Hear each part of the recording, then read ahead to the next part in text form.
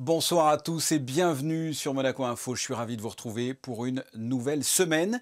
Et de quoi va-t-on parler? À la réponse dans ce sommaire. Notre première invitée sera Laure Santori, la directrice du Centre Régnier 3, à l'occasion du déjeuner du Prince Albert II au Cap Fleuri ce lundi midi. Le souverain est allé à la rencontre des résidents. Nous verrons donc comment les personnes âgées ont passé l'été en principauté, quels sont les consignes sanitaires pour se rendre auprès de nos aînés, ou encore nous ferons le point sur la nouvelle résidence du Cap Fleuri. 70 ans, c'est l'anniversaire que vient de fêter dimanche le village de Castillon du côté de Sospel. Nous reviendrons sur les temps forts de cette journée et sur les liens qui unissent Monaco et ce village. Les élèves de l'Académie de danse Princesse Grace ont effectué leur rentrée ce lundi. Vous le vivrez au plus près grâce à un reportage et nous serons avec son directeur Lucas Massala. Il nous présentera la promotion 2021 et nous rappellera les valeurs de cet établissement de danse que sont notamment le partage et la tolérance. Et pour finir, nous irons au-dessus de la nouvelle digue aux abords du Solarium pour faire le bilan de la saison estivale du restaurant Le Maletia Mar. Imaginez la vue, d'un côté la mer et de l'autre le port Hercule. Comme je vous l'ai dit, au tout début de ce sommaire, nous recevons notre première invitée, Laure Santori. Bonsoir. Bonsoir. Vous gérez la filière gérontologique. Comment les personnes âgées, de façon générale, ont passé l'été en principauté ?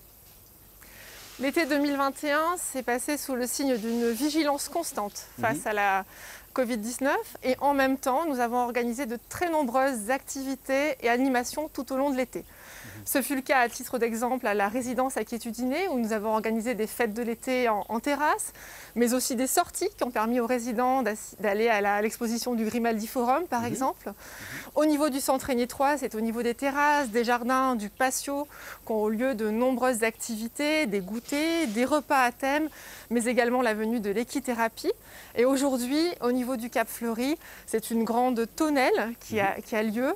Et il est vrai que tout au long de l'été, depuis le mois de mai, nous avions organisé 2 tonnelles par semaine afin de permettre aux résidents de déjeuner dans ces magnifiques jardins. Mais les activités sont variées avec à la fois des dessins, des jeux, des discussions autour de l'actualité. Et l'été 2021, grâce notamment aux Jeux Olympiques, a été riche et nous avons été gâtés en termes d'événements. Et oui. J'imagine que l'on ne s'occupe pas des personnes âgées de la même façon l'hiver que l'été. Quelles sont les particularités par rapport aux saisons et à la prise en charge et à la vigilance ? Nous vivons au rythme des saisons, bien entendu l'été, nous sommes vigilants au risque canicule, mais nous sommes aussi très attentifs à faire profiter au maximum des jardins et des extérieurs l'ensemble des résidents, que ce soit en termes de sorties ou en termes de promenades ou d'activités en extérieur, des activités sportives, des repas en extérieur ou encore la venue d'animaux. Alors aujourd'hui, le Prince Albert II s'est rendu au traditionnel déjeuner du Cap Fleuri pour rencontrer les résidents. C'est toujours un moment important, j'imagine. Oui, c'est un événement extrêmement important, tant pour les résidents que pour les professionnels du CHPG. Effectivement, nous avons un attachement très fort vis-à-vis de la famille princière et cela fait partie des traditions qui ont lieu tous les ans au niveau du Cap Fleuri. Et je pense que nous en sommes très heureux et les résidents en sont très fiers et ce sont des moments absolument merveilleux pour eux. Un mot sur les mesures en vigueur par rapport à la crise sanitaire pour la rentrée. Quelles sont les consignes pour que les personnes extérieures puissent aller voir leurs aînés ? Alors nous sommes très vigilants à maintenir un équilibre dans le maintien à la fois des gestes barrières, des mesures de précaution, mais aussi les relations humaines et sociales qui sont très importantes pour les résidents. De ce fait, les consignes sont les suivantes. Pour les résidents vaccinés, et c'est le cas pour la quasi-totalité de nos résidents, ils bénéficient de 2 visites quotidiennes sur rendez-vous sans limitation de durée. Concernant les quelques résidents non vaccinés, la fréquence est de 3 visites par semaine, sur rendez-vous et avec une limitation de durée à 1 heure. Concernant les visiteurs, ceux-ci présentent leur attestation de vaccination ou les résultats négatifs d'un test PCR ou antigénique de moins de 72 heures. Dans l'actualité, la nouvelle résidence du Cap Fleuri, qu'est-ce que cette nouvelle résidence? Quand est-ce qu'elle rentre en fonction? Où est-ce qu'elle est? Combien il y aura de résidents? 78 résidents intégreront la nouvelle résidence du Cap Fleuri. Nous travaillons sur un planning prévisionnel pour une ouverture premier trimestre 2022. Effectivement, nous sommes très mobilisés pour préparer l'ouverture de NRCF, qui offrira des qualités domotiques, des qualités en termes de géolocalisation, en termes de sol connecté, donc des dispositions spécifiques sur le plan technique qui visent à assurer un maximum de sécurité et de qualité en termes de prise en charge. Mais l'enjeu, c'est bien entendu l'humain. Et dans ce contexte, nous avons travaillé avec les équipes à un projet médical, projet de soins centré sur la qualité des prises en charge, la convivialité aussi, avec le maintien des traditions comme aujourd'hui. Ce projet est porté depuis de longs mois au sein du CHPG par les équipes de la filière gérontologique et du CHPG dans son ensemble. Nous préparons ainsi un projet qui vise à accompagner au mieux les résidents et leurs familles dans cette nouvelle étape. À titre d'exemple, nous avons d'ores et déjà organisé 2 conseils de vie sociale où les familles ont été conviées pour avoir tous les éléments nécessaires concernant ce changement important. Et à l'heure actuelle, l'attaché de direction du Cap Fleuri, Damien Aimé, a d'ores et déjà rencontré 52 familles et résidents lors d'entretiens individuels. Nous sommes en effet extrêmement focalisés et mobilisés sur le meilleur accompagnement possible de chacun dans cette étape importante. Quel est votre constat quant au nombre de personnes âgées qui ont besoin de vos services et le nombre de places? Vous pensez qu'à terme, on risque d'arriver à une saturation? On est bien? La dynamique en place est celle de répondre au mieux aux besoins de santé publique de la population, que ce soit au niveau du CHPG qu'en partenariat au niveau de la Principauté de Monaco. Nous travaillons bien entendu dans une filière gérontologique qui s'appuie aussi sur un maintien à domicile extrêmement performant et nous avons des partenaires comme la Fondation Hector Otto. Je sais que parfois dans les pays voisins, on peut regretter la qualité des services pour les personnes âgées. Alors, je pense notamment à certaines maisons de retraite dans l'Hexagone, pas toutes évidemment, on ne va pas faire de généralité, mais certaines qui peuvent ressembler parfois à des mouroirs. Comment se positionne la Principauté par rapport à la qualité de vie des personnes âgées ? L'enjeu en termes d'excellence est fort au niveau du CHPG et cela se traduit dans les faits par des effectifs de personnel plus importants, effectivement, que l'on peut le constater sur des établissements français, mais également tout un programme, une démarche qualité et continue et de la formation également au niveau de zones d'équipe. Nous sommes extrêmement mobilisés pour offrir à chaque résident, patient, mais aussi à chaque famille, les meilleures conditions d'accueil et de prise en charge possibles. Laure Santori, merci d'avoir répondu à nos questions. Nous venons d'en parler. Le prince Albert II était ce lundi midi à la résidence du Cap Fleuri. Eh bien, la veille, dimanche, le souverain s'est rendu à Castillon, non loin de Sospel. Le village célébrait ses 70 ans. Sandrine Nègre et Orazio Gagino reviennent sur les temps forts de cette journée et sur les liens qui unissent Monaco et ce village. Véritable village d'artistes, Castillon est donc devenu septuagénaire le 12 septembre 2021. Les célébrations ont débuté par un instant solennel dans l'église avec cette messe. Église dont le clocher avait été rénové grâce au soutien de la princesse Antoinette, sœur du prince Régnier III. Les commémorations se sont ensuite poursuivies devant le monument aux morts, le village de Castillon ayant souffert plusieurs fois dans son histoire. C'est une date importante que nous célébrons tous les 10 ans et c'est ici la 3e version du village de Castillon qui a été meurtri dans son histoire puisque détruit 2 fois. Une fois en 1887, le 23 février, par un tremblement de terre. Ce village donc a été reconstruit une 2e fois un peu plus bas sur la place du Col. Et lui aussi malheureusement a été détruit en 1944, en octobre 1944 par la guerre, avec le pilonnage des bateaux alliés qui étaient en Méditerranée. Autre temps fort, l'inauguration par le souverain de cette exposition photo Castillon d'hier à aujourd'hui. Des clichés qui pour certains montrent combien Castillon a su se redynamiser au fil des décennies. Un exemple vient d'ailleurs illustrer cet élan. Non seulement on a l'ouverture d'un restaurant depuis 1 année, mais depuis quelques mois, et ce qui a donné lieu d'ailleurs ce matin dans le cadre de cette journée, l'inauguration de la maison de pays, qui aujourd'hui ne forme qu'un seul établissement avec le restaurant, puisque géré par les personnels de l'ESAT. La Principauté a eu une participation lors de la reconstruction avec la Société des Bains de Mer, et je trouvais tout à fait légitime que Son Altesse Sérénissime, le Prince Albert, soit invité à cette commémoration du 70e anniversaire. Et si vous aussi, vous souhaitez découvrir Castillon, n'hésitez pas, il se trouve à 10 km de Menton. Et l'on peut même s'y rendre à vélo pour les plus courageux. Passons au point info avec vous, Vanessa Dessy, bonsoir. Nous débutons avec l'exposition canine internationale qui vient d'avoir lieu. Bonsoir Fabien, bonsoir à tous. Plus de 700 chiens étaient réunis sous le chapiteau de Fontvieille, organisé par la Société canine de Monaco et sous l'impulsion de Mélanie-Antoinette de Massy.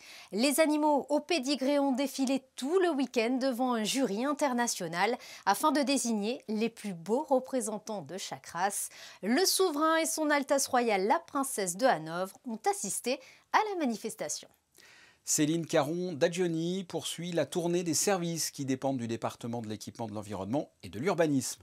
Le nouveau conseiller de gouvernement ministre s'est rendu ce matin dans les locaux du SMBP, le service en charge de la maintenance des bâtiments publics, accueilli par son directeur Anthony de Sévelinge. L'occasion de rencontrer les personnels et d'échanger autour des différentes missions du service. En raison du yacht show, le port Hercule sera fermé pendant 4 jours, la nuit, à la circulation maritime. Oui, du 22 au 25 septembre de minuit à 7 h, le trafic maritime sera strictement interdit dans le port Hercule et de 7 h à minuit, seuls les bateaux munis d'un badge seront autorisés à naviguer dans le port. Afin d'obtenir cette autorisation, il vous suffit de contacter le comité d'organisation du Monaco Yacht Show à l'adresse qui s'inscrit en bas de votre écran afin de recevoir une fiche de renseignement qui doit être impérativement complétée et renvoyée avant le 17 septembre. Le musée d'anthropologie préhistorique prépare une nouvelle conférence.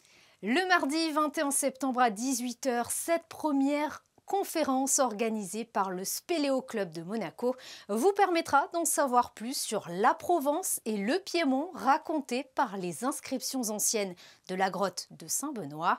L'entrée est gratuite sur réservation, mais attention, les places sont limitées. Merci Vanessa, on se retrouve dans quelques instants. Nous vous en avons largement parlé la semaine dernière. La rentrée scolaire. Eh bien, ce lundi, c'était au tour des jeunes talentueux danseurs de l'Académie Princesse Grace d'effectuer leur rentrée. Alexandra Pani et Serge Prémont ont assisté à ce qui sera peut-être un tournant dans la vie de ces élèves. Bienvenue à l'Académie Princesse Grace à tous les nouveaux élèves. Une nouvelle saison démarre au sein de la Villa Casamia, une année de discipline et de rigueur pour ces jeunes danseurs en devenir. L'Académie Princesse Grace est pour eux un tremplin et une école de vie pour leur future carrière professionnelle. Cette année, ils sont 20 nouveaux élèves à intégrer l'institution, tous d'horizons différents. La plus jeune vient de Minneapolis dans le Minnesota aux États-Unis et est âgée de 12 ans. I'm super happy to be here. It's going to be amazing. The training here is amazing, and I can't wait to progress through it. I still can't believe that I'm here. It's so unbelievable, and I've already made so many friends. Everyone here is so nice, and it's amazing. Au programme pour les 42 élèves de cette année, danse classique contemporain, des cours de composition, du pilates, mais aussi l'histoire de la danse et de la musique. Chaque élève reçoit également une formation scolaire adaptée selon son âge et son pays d'origine. Cette année sera difficile et engageante pour les futurs élèves diplômés de l'Académie. L'objectif, atteindre le taux de 100% de contrats signés au mois de juin. On a beaucoup de pression, mais on est très excités aussi, car on a les auditions à passer en dernière année. On a beaucoup de projets et c'est très excitant. Je pense qu'on va commencer un peu doucement et là, durant la semaine, après ça va y aller. Par exemple, travailler avec Jean-Christophe Maillot en décembre et puis les auditions pour les compagnies. Première échéance pour les élèves, les imprévus qui se dérouleront au mois de novembre. Les jeunes danseurs présenteront une ébauche de leur travail après seulement quelques mois de formation. Vous venez de le voir, une nouvelle rentrée scolaire à l'Académie Princesse Grace et nous sommes avec son directeur, Lucas Massala. Bonsoir. Bonsoir. C'est une nouvelle année. Comment, selon vous, est le cru 2021 ? Comment trouvez-vous vos nouveaux élèves ? Ça a été une recrute un peu difficile car, comme vous le savez bien, l'année dernière a été une année très particulière. On a pu recruter 19 nouveaux élèves, qui est énorme. Mais c'est parce qu'il y a 2 ans, je n'ai pas pu recruter beaucoup d'élèves à cause du Covid. Alors, je pense que ça va être une très belle saison. On va les découvrir parce que, disons, les 70% des élèves, je ne les ai vus que sur un écran. On a fait des auditions via vidéo quand elles ne pouvaient pas voyager. Alors en fait, voilà, ça sera les premiers mois qui nous montrera voilà, qu'est-ce qu'ils sont capables de faire aussi dans la vie de tous les jours, comment ils sont en tant que personnalité. Pour l'instant, on sait qu'il y a beaucoup de talents. Ils savent danser, ils savent qu'est-ce que c'est la danse. Maintenant, il faut voir comment leur tête fonctionne et comment leur éducation est de base et essayer de mettre tout ça en place le plus rapidement possible. Qui sont-ils? D'où viennent-ils? J'ai des élèves qui viennent du Mexique, beaucoup d'élèves américains, des élèves qui viennent de la Tchécoslovaquie, de la Nouvelle-Zélande, de l'Australie. Alors en fait, on a pris des nationalités de la Corée qu'on n'avait pas encore auparavant. On a en tout, si je ne me trompe pas, 16 nationalités avec 41 élèves cette année. Les nationalités ont changé par rapport à la crise sanitaire ou c'est à peu près la même chose qu'auparavant? Disons que j'accueille de la Nouvelle-Zélande des élèves que je n'avais jamais eu avant ici. Et ça, c'est un peu, je ne vais pas dire grâce à la crise sanitaire, mais ça m'a permis de voyager vers des pays dans lesquels je ne suis jamais allé à travers Internet et pouvoir recruter des élèves de pays si lointains. Et comment s'est effectuée justement cette sélection? Comment vous sélectionnez les élèves qui rentrent dans votre académie? Dans une situation normale, je me déplace, je vais regarder des concours de danse, je les vois danser, j'ai des entretiens avec eux. L'année dernière a été un peu plus difficile car je ne pouvais pas vraiment voyager. Alors en fait, ils m'envoyaient des matériaux vidéo et après, une fois que j'étais intéressé par un élève, j'ai envoyé des exercices qu'il devait refaire pour être sûr que ce qu'il m'envoyait, ce n'est pas des choses qu'il avait répétées pendant 2 ans. Une fois que cette deuxième sélection passée, il y avait une troisième sélection qui était une interview avec eux, avec leurs parents et avec moi sur Zoom, où on discutait un petit peu de leur éducation et tout ça. Et je pense qu'on a tout fait pour que ça puisse marcher. Maintenant, ils viennent tous ici. On a un mois d'essai, et de leur côté et de mon côté, pour voir si le match il est bon, si aussi ils sont bien dans cette école. Parce que naturellement, ils viennent dans une école qu'ils ne connaissent pas. Ils connaissent juste la renommée de l'école, mais ils ne sont jamais venus ici. Alors qu'auparavant, quand je recrute des élèves, ils viennent toujours faire 1 ou 2 semaines l'année avant d'essai pour voir aussi s'ils se plaisent dans cette école. Et quelle est la notoriété de cette école à l'international? Disons qu'aujourd'hui, elle est une des meilleures écoles du monde. Je n'exagère pas, c'est une école qui est très renommée pour 2 raisons. Principalement parce que depuis 2009, c'est une école qui a 100% des résultats. Tous les élèves qui travaillent chez nous ont trouvé un travail, terminent leur formation avec un contrat de travail. Et la deuxième chose qui est très importante, c'est qu'on vit dans un pays qui est très, très rassurant pour des familles, où l'éducation, non seulement à l'intérieur de l'académie, mais dans le pays, est d'un très haut niveau.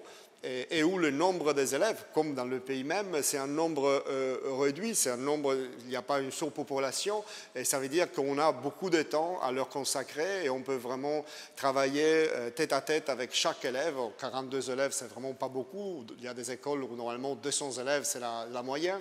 Là, vraiment, on peut travailler sur une qualité bien différente. Et parlez-moi du corps enseignant, des professeurs et de leur qualité, ou de leurs défauts, mais j'imagine que si vous les avez pris, c'est parce qu'ils ont des qualités.